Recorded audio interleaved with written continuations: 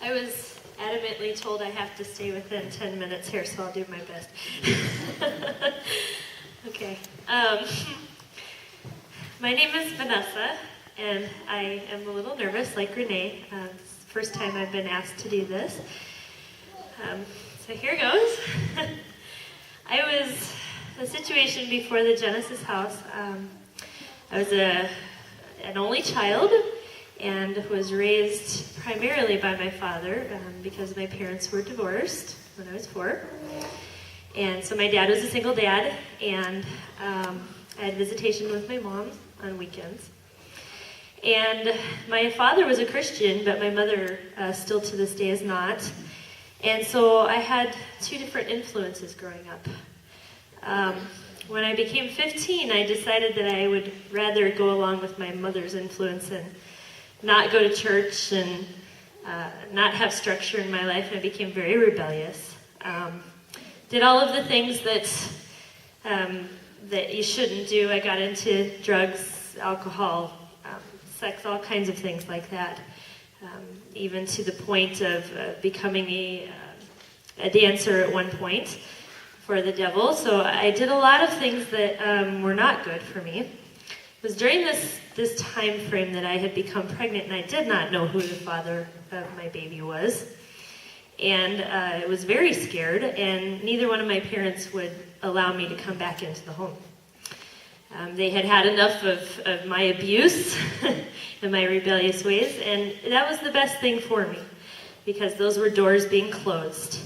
And the Genesis house became the only door that got open to me. I had called a crisis pregnancy center, and I was referred there. So I went to stay at the Genesis house out of an emergency, and I initially wanted to keep my child. I was very adamant about that. I had family members that were encouraging me along the lines of abortion, and I never believed that that was something that was even an option. And so I decided not to do that, but I wanted to keep my child. And through the course of me going through the Genesis House program, that was kind of the track that I was on, until the Lord decided to tell me what His will for my life was. While I was in the Genesis house, I learned how to listen to His voice, how to read His word, and how to have a personal relationship with Him. Even though I was raised Baptist, I had never really gotten intimate with the Lord before. So there was one day that He spoke to me, and the verse that He had given me, I'm going to read it to you. It is Isaiah chapter 30, verse 21. And it says, Your ears shall hear a word behind you, saying, This is the way, walk you in it, and then when you turn to the right hand, and when you turn to the left, you shall hear my voice.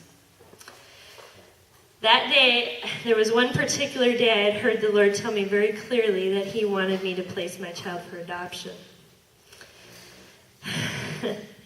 And at first I was very against this, and then I heard it a second time, almost like an audible voice.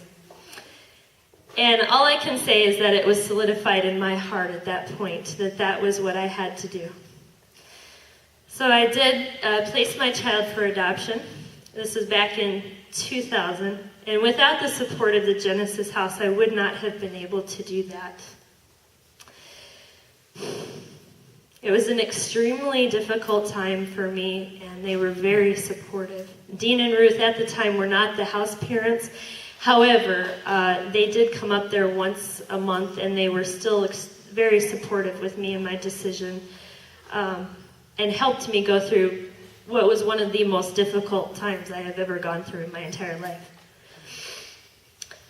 And as subsequently, the family that adopted my son, I had a little boy, and his name is Noah, they were not able to have children. They had tried to adopt twice before, and the mother had changed her mind at the last minute and took the baby back. So they had said to the Lord, this is the 3rd time. If this doesn't go through, we're not going to try again. And I was the last the last time, and it went through. Since that time, they have adopted 4 more children, so there's a total of 5 children in their family now. This is what I always wanted when I had placed my son Noah for adoption. I had always wanted him to have a father and a mother and a supportive family, brothers and sisters, and a shelter, a home to live in. Those are things that I could not provide for him.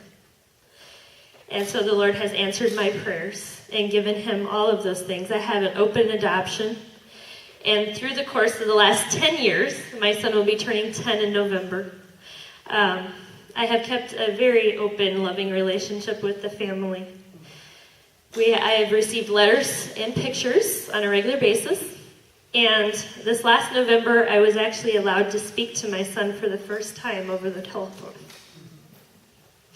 And he called me Mommy. He said, "I love you, Mom." I can't tell you what that means for somebody to have given up their first child and then to hear that child tell you later on that they love you. And not only that, but he also told me that he loves Jesus because they've raised him the right way. And that is my hope and my prayer the entire time, is that he would love the Lord and he would grow to know the Lord. And he does. And at the end of this month, on the 23rd, I have been invited to meet with him for the first time in 10 years. And I am going to go and meet with him and his family. And since that time, 3 years ago, I got married. I have been married to my husband now for 3 years. And we have 2 children, 2 little boys. They will be 2 and 3 in August of this year. And I am also expecting on July the 6th with our 3rd. So my son Noah will get to meet his half-brothers for the first time at the end of this month also. So something I never expected, but the Lord has opened that door of opportunity for me, and I am so thankful for that. Because when I gave him up, I never thought I would see him again.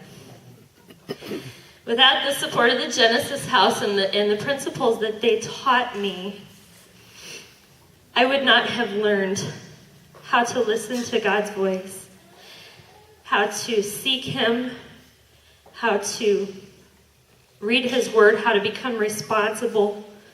I was required to get a job. I was required to do things that I wasn't necessarily taught how to do growing up. And so I'm very thankful for what they did and the support that was provided in my life when I didn't have anything else available. So that is pretty much my testimony. Thank you very much for listening.